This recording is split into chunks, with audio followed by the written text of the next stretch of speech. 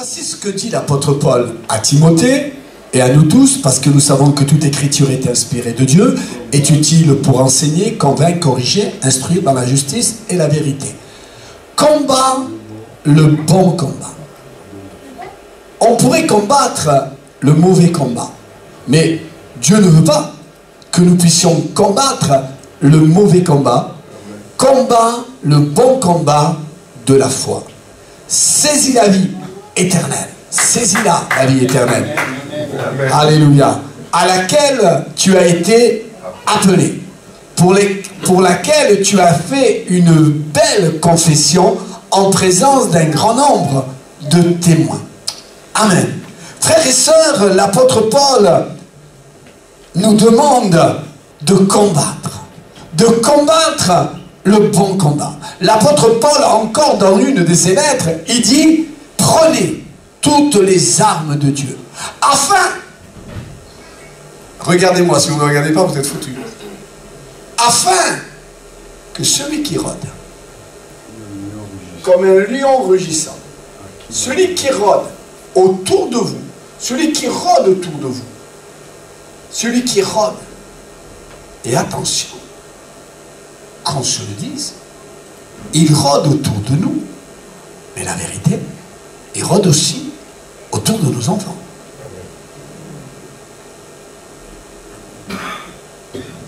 Résistez au diable et il fuira loin de vous. Je suis parti un jour en convention à la montagne, c'était pas la campagne mais la montagne, et un pasteur nous a donné une étude au pasteur en disant: quand l'homme ne parle pas, automatiquement il pense. Et le diable est le champion du monde en toute catégorie à nous attaquer dans les pensées. Attention, les pensées que nous avons. Mais une pensée m'arrive, est-ce que je pêche? Non. Une pensée, elle peut arriver, mais cette pensée, je dois la chasser, la rechasser. Alors, pour chasser ces pensées, nous devons combattre. Pas le mauvais combat, mais le bon combat. Le bon combat en étant rempli de Dieu et faire attention, attention à celui qui rôde comme un lion rugissant. Le diable rôde autour de nous, autour de nos enfants. Il rôde. Mais la Bible nous enseigne et la Bible nous dit: résistez au diable et il fuira loin de vous. Et en fuyant loin de vous, il fuit aussi loin de vos enfants. Amen. Et de votre avenir. Le diable veut que du noir pour ton avenir. Le diable. Mais nous, on n'écoute pas le diable. Nous, on écoute le Seigneur. Amen. Il y a des combats. Il y a des doutes, il y a des peurs, il y a un combat. C'est pour cela que l'apôtre Paul nous demande de prendre les armes. C'est vrai qu'on pourrait parler de toutes les armes, pas de problème, mais ça serait un peu plus long. Mais prenons les armes de Dieu, afin de résister à toutes ces attaques. Parce que le diable sait, si nous sommes remplis de Dieu, nous avons la puissance de rechasser le diable. Amen. Nous avons la puissance de rechasser le diable. Et comment chasser le diable et où chasser le diable? Déjà dans nos pensées. Dans nos pensées. Le chasser dans nos pensées. Il vient nous attaquer dans nos pensées. Il vient nous attaquer. Mais dans nos pensées, qu'est-ce que nous voulons faire? Qu'est-ce que nous voulons faire dans nos pensées? Mais mettre le sang de l'agneau de Dieu. Mettre le sang de Jésus-Christ.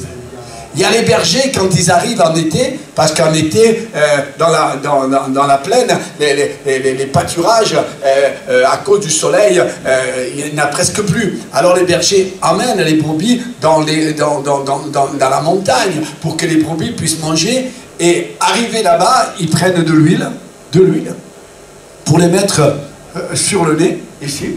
Ils mettent de l'huile là, sur le nez. Mais pourquoi faire? Ils mettent de nez, comme ça. Et parce que...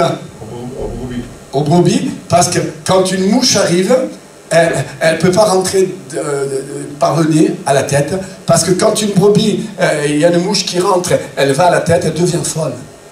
Et quand elle devient folle, vous savez, les brebis, elles ne sont pas trop intelligentes. Quand une brebis, elle avance vers le ravin, mais les autres les suivent. Alors le berger se met en peine de mettre de l'huile, parce qu'il y a des mouches pondeuses à la montagne, et alors ils mettent de l'huile. Mais nous ne voulons pas mettre de l'huile ce matin sur le nez, mais nous voulons mettre le sang de l'agneau de Dieu dans nos pensées. Dans nos pensées. Parce que nos pensées, les dieux les voient. Dans nos pensées. Alors, frères et sœurs, il nous dit de combattre le bon combat. De ne pas combattre le mauvais combat, mais combattre le bon combat. Nous ne devons pas combattre contre les hommes et les femmes, mais nous devons combattre contre les esprits mauvais dans les lieux célestes. Nous devons les combattre. Résister au diable. Résistez-lui quand il vient nous attaquer. Résistez au diable et il fuira loin de vous. Alors celui qui rôde comme un lion rugissant, nous voulons qu'il puisse fuir. Mais comment il puisse fuir? En lui résistant par la parole de Dieu. Prenez les armes de Dieu afin de résister à toutes ces attaques. Nous voulons arriver au pays où coule le lait et le miel. Nous voulons arriver. Mais le diable fait tout pour nous arrêter d'arriver. Mais nous ne voulons pas écouter le diable, mais nous voulons écouter celui qui nous aime. Amen. Et qui nous veut avec lui dans le ciel. Il nous veut avec lui dans le ciel. Parce qu'il nous veut avec lui dans le ciel, nous voulons marcher dans ce pays qui nous mène à Canaan, où coule le lait et le miel. Nous voulons aller là-bas. C'est pas facile. Pourquoi? Parce qu'il nous a mis dans un chemin étroit et resserré.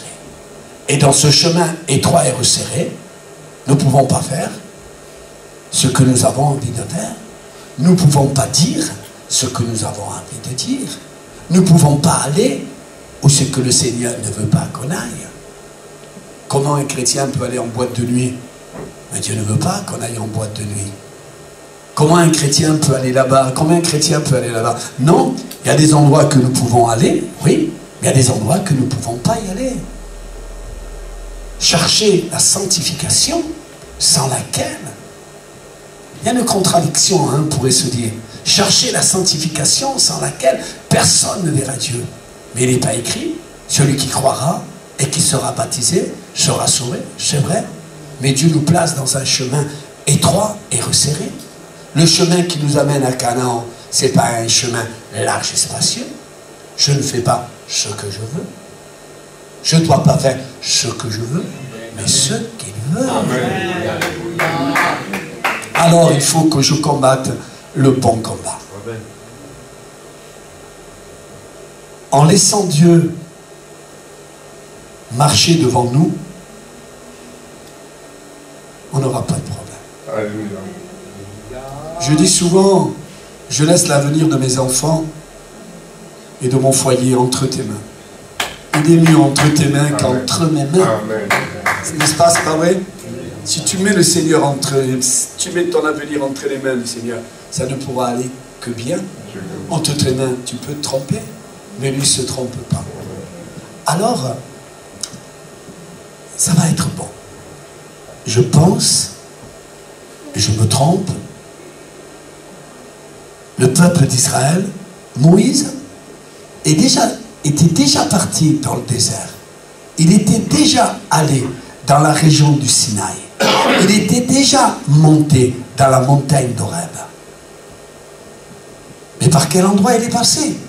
Il y avait la mer Rouge, il a dû passer par un autre endroit. D'accord? Dieu contrôle de chacune des vies qui se mettent entre ses mains.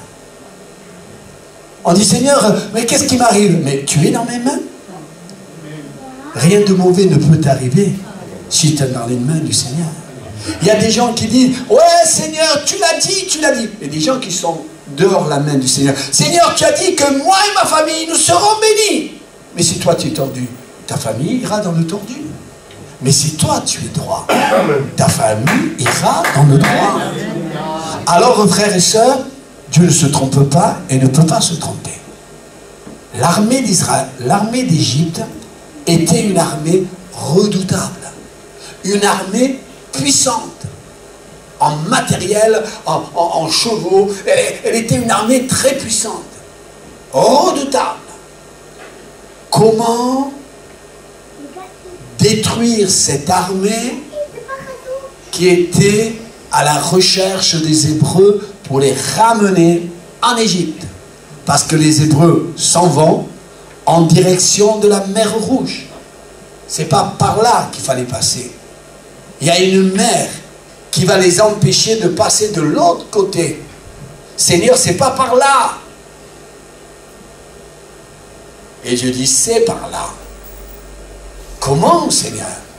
Je mets ma vie entre tes mains, j'essaie de combattre le bon combat, je te suis, Seigneur, mais tu vois, les Égyptiens arrivent, nous, on est devant la mer Rouge, comment faire? On ne peut pas les combattre, ils sont tellement forts qu'on ne peut pas les combattre. Et Seigneur, comment faire? Et Dieu te dit ce matin, laisse-moi faire pour ton foyer, pour ta femme, pour tes enfants, pour ton avenir. Laisse-moi faire, fais-moi confiance. Laisse-moi faire, fais-moi confiance. Arrête de vouloir tourner des regards inquiets de gauche et de droite. Et Dieu dit ce matin, je le sens dans mon cœur, Dieu connaît ton cœur. Et si ton cœur souffre ce matin, parce que tu as pris des mauvaises dispositions, parce que tu n'as pas voulu m'écouter, écoute-moi, te dit le Seigneur. Coûte ce que ça coûte, paye ce que ça paye, écoute-moi. Et là, le peuple d'Israël va en direction de la mer Rouge. Et en direction de la mer Rouge, ils sont arrêtés. Comment on peut être arrêté? Par des problèmes, difficultés, d'accord. Mais si Dieu nous a emmenés dans cet endroit, tu es dans cet endroit, fais confiance au Seigneur. Mets ton avenir entre les mains du Seigneur. Et là, frères et sœurs, comment? Parce que le plan de Dieu, c'était ça. Parce que, écoutez bien, j'ai vu la carte, La mer Rouge, elle est là. Le désert, la mer Rouge, elle est là. Et par un autre endroit, la mer Rouge, elle est là. La carte dit qu'on peut aller au Sinaï par un autre endroit. Il est plus long, c'est vrai, mais on peut aller par un autre endroit, pour aller au Sinaï. Est-ce que l'armée d'Israël pouvait aller, plus tard, aller chercher les Hébreux par l'autre chemin? L'armée d'Israël était nombreuse. Elle pouvait aller par l'autre chemin du désert pour les prendre, les Hébreux. Comment faire? Pour tuer nos enfants qui sont dans la drogue. Pour tuer nos enfants qui sont dans l'alcool. Comment faire pour ces couples qui se déchirent, ces couples qui ont besoin de la grâce de Dieu? Comment faire? Simplement lui faire confiance. Amen. Lui faire confiance. Alléluia. Je fais confiance au Seigneur. Il nous dit d'aller vers la mer Rouge, on va vers la mer Rouge. Comment tuer l'armée d'Israël? Moi, je ne sais pas comment faire, mais Dieu sait faire. Il sait comment faire. Fais-moi confiance. Alors, eux, ils passent la mer Rouge. Les Égyptiens veulent faire pareil. Ils rentrent dans la mer Rouge. Et Dieu les arrête. Les arrête, fini armée d'Égypte. Il les arrête, il les noie. Tu ne toucheras pas à mon peuple. Alléluia. Tu es la prunelle des yeux. Alléluia. Tu es celui que Dieu aime. Alléluia. Tu es celui que Dieu aime. Ouais, il t'arrive tendance de vouloir parler un peu à gauche, un peu à droite. Ne t'inquiète pas, Dieu t'aime. Et parce que Dieu t'aime à toi, il aime tes enfants. Ne t'inquiète pas. Combat le bon combat. Ne combat pas le mauvais combat, mais combat le bon combat. Fais confiance au Seigneur. Il est au contrôle de toutes choses. Rien ne lui échappe. Dieu, ah ça c'est fort et je termine. Dieu, c'est fort. Dieu, analysez cela. Dieu appelle les choses qui ne sont pas comme si elles étaient. Dieu dit à un homme de Dieu, prophétise sur ces eaux. Mais Seigneur, c'est des eaux. Prophétise qui deviennent vie. Mais c'est impossible. Cette chose ne peut pas arriver, humainement parlant. mais pas spirituellement parlant. Tout est possible à celui qui croit. Est-ce que tu crois que Dieu est capable de te donner, de te protéger, de te garder, de te remplir de son esprit pour que tu combattes le bon combat? On applaudit le Seigneur. Alléluia!